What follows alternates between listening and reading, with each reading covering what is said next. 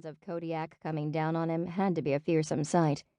The man scrambled out of the way and to his feet, screaming for his friends. Rebecca reached him in another stride and knocked his shotgun from his hands with her massive front paw.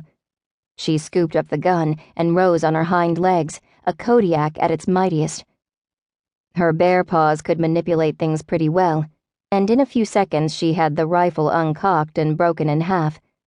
The man she'd taken it from gibbered for a second, then turned and ran. Rebecca dropped to all fours and ran in the opposite direction.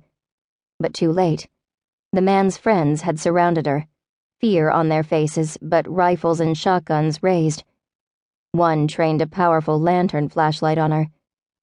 Rebecca had several choices, including shifting back to human, to show him she wasn't a wild bear. But that was risky. While Rebecca could be stronger than most human men, there were 5 of them, and they'd probably be delighted to find a naked woman among them. No telling what they'd try to do then.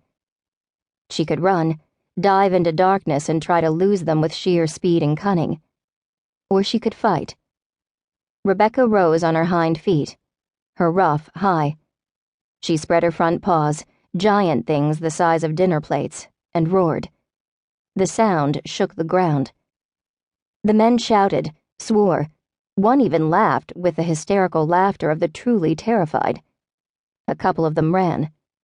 One fired. Rebecca's reflexes made her dive aside, but buckshot grazed her side, hurting. Her frenzy grew, her human thoughts scattering as her bear instincts took over. Rebecca roared again, came down on all fours, and charged. The men streamed outward like a startled flock of birds. Rebecca picked one at random and gave chase. The hunter sprinted away, forgetting about the gun in his hands, but he'd never be able to outrun Rebecca. She'd land on him, break his shotgun, flip his body back and forth between her paws, generally scare the crap out of him. Maybe she'd close her big teeth around his neck, tasting his fear. Something inside her told her she couldn't kill him.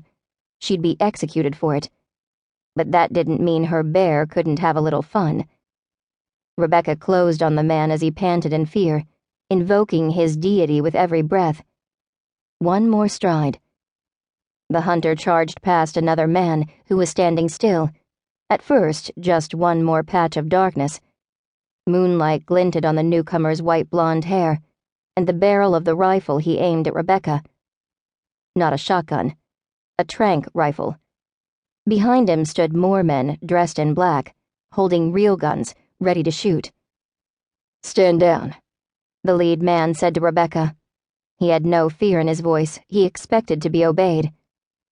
Rebecca skidded to a halt, her paws tearing up dirt and grass.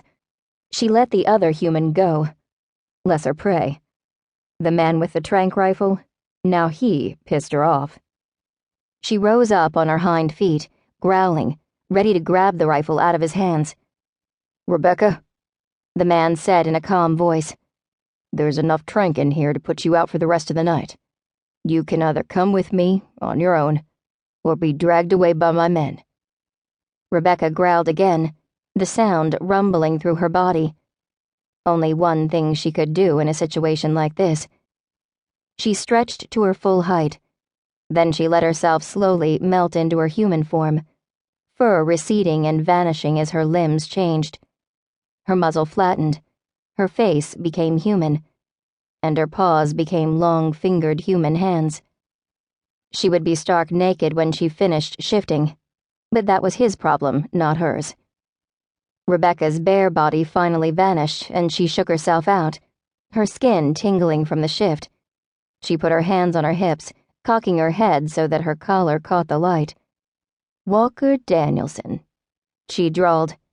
"What brings you out here in the middle of the night?" If Rebecca had one weapon that could completely disarm Walker, it was this.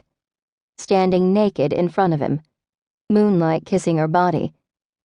Darkness hid most of her, but silver light touched her breasts, pale skin with dark areolas, her rich brown hair and a smile he could never forget.